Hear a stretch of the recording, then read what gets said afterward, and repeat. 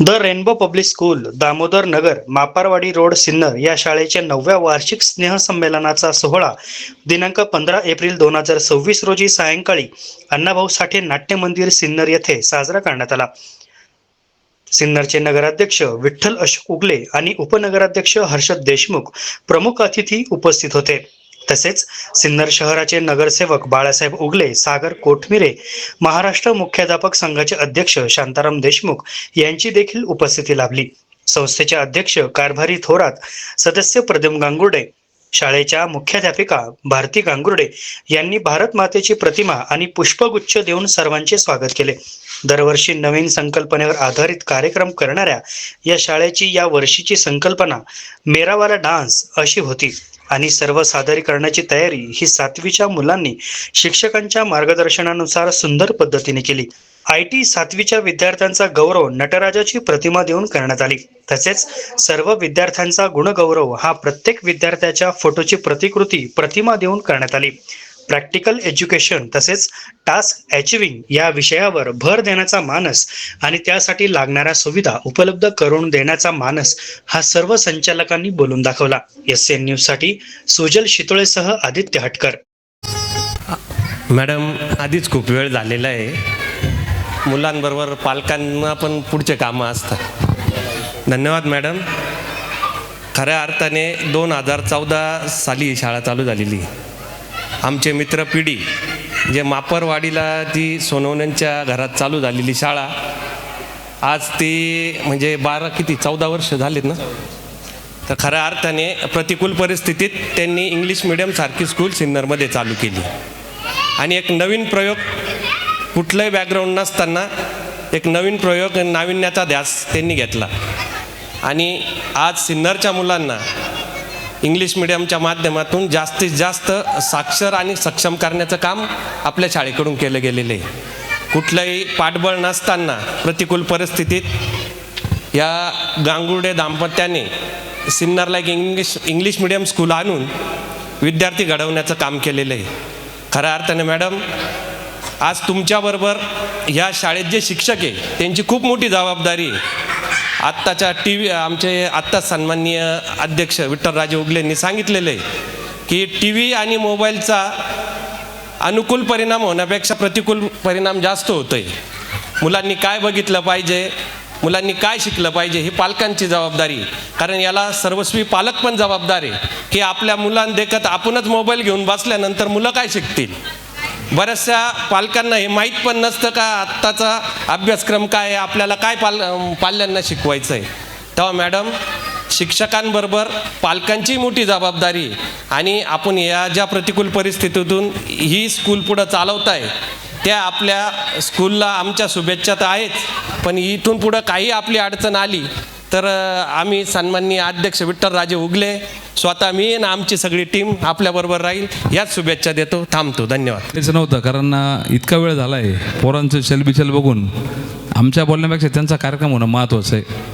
आज आपल्या शाळेला मला वाटतं जवळपास 12-1 वर्ष झाले असेल आणि ज्यावेळेस मॅडम असेल, आमचे मित्र पिढी गांगुडे, आम्ही एक जिवलग मित्र होतो आणि त्यावेळेस पिढीने सांगितलं की असं असं शाळेचं नवीन संकल्पना त्यांच्या डोक्यात आली आणि ती प्रत्यक्षात त्यांनी उतरवली आणि अतिशय चांगल्या पद्धतीने आज थोरात सर असेल इथं, त्यांच्या मार्गदर्शनाखाली मॅडम आणि त्यांच्या सर्व टीमनी या ठिकाणी अतिशय चांगली शाळा येथे चालवली आहे. मी त्यांचे मनापासून आभार मानल आणि कायम नवीन नवीन काहीतरी उपक्रम, आपण शिवजयंती असेल, महात्मा फुले जयंती असेल, म्हणजे असे काही ना काही नाविन्यपूर्ण वेगळे उपक्रम करणारी आपली शाळा आहे. तुमचे खरंच मनापासून आभार मानल. परंतु मी सर्व या ठिकाणी विद्यार्थी आणि त्यांचे आईवडील या ठिकाणी उपस्थित आहे. मॅडम, मी विनंती करेल सर्वांना की महापुरुषांच्या संदर्भात किंवा काही जनरल नॉलेज संदर्भात आपण काही स्पर्धा जर वर्षातनं 1-2 आयोजित केल्या तर काय आहे की आमच्या पिढीला महापुरुष माहिती, पण लहान मुलांबाबतीत हे रुजवणं काळाची गरज आहे. त्याच पद्धतीने मी सर्व पालकांना विनंती करेल. आजची परिस्थिती अशी की मोबाईलमुळे फार अवघड परिस्थिती झाली आहे आणि जर आपल्याला आपल्या मुलांचं कॅरियर घडवायचं असेल तर थोडा काळजाचा आपण होतो ना, काळजाचा दगड छातीवर ठेवून कृपया त्यांना गरज असेल त्याच वेळेस मोबाईल द्या. कारण मी माझ्या घरात पहिल्यापासून सवय लावलेली आहे, संध्याकाळी 9 वाजल्यानंतर ते मोबाईल कुठंतरी डबड्यात टाकून द्यायचे आणि सकाळी परत काढायचे, कारण फार अवघड परिस्थिती आहे. म्हणून आज नवीन पिढीला जुन्या काळामध्ये आपण या ठिकाणी अनेक ज्येष्ठ मार्गदर्शक आहे, आमचे काही सहकारी मित्र असेल, या सर्वांनी पाठीमागच्या आयुष्यामध्ये मोबाईलचा प्रचंड असा कमी वापर त्या काळात होता, परंतु आज ती परिस्थिती राहिली नाही. आज कोरोनाचा काळ उद्भवला आणि कोरोनाच्या काळामध्ये अशी परिस्थिती निर्माण झाली की प्रत्येक विद्यार्थ्याला शाळेमध्ये त्याचं शिक्षण घेण्यासाठी मोबाईल घेऊन देण्याची गरज पडली. आणि आज असं आहे की मोबाईलमुळे मुलांचं पर्सेंटेज घटत चाललेलं आहे, अभ्यासाकडे दुर्लक्ष होत चाललं आहे काकाजी. तर मी सर्वांना विनंती करायला आणि आपल्याला सांगाल की या संदर्भात आपण काही उपक्रम करा. आणि राहिला महापुरुषांच्या बाबतीत किंवा जनरल नॉलेजच्या बाबतीत काही स्पर्धा भरवल्या, तर मी परवाच 11 एप्रिल महात्मा फुले जयंती आणि 14 एप्रिल डॉक्टर बाबासाहेब आंबेडकर जयंती, त्या अगोदर छत्रपती शिवाजी महाराज जयंती झाली. 14 मेला आपण पहिल्यांदाच जिल्ह्यात छत्रपती संभाजी महाराज जयंती साजरी करतो आहे आपण. तर ह्या महापुरुषांचे विचार तळागाळापर्यंत जाणं गरजेचं आहे. अशा परिस्थितीमध्ये आपण या ठिकाणी वर्षभर काही ना काही नाविन्याचे कार्यक्रम घेत असता. मी तुमच्या मनापासून आभार मानल आणि पुढील कार्यक्रमासाठी आपल्या सर्वांना शुभेच्छा देईल.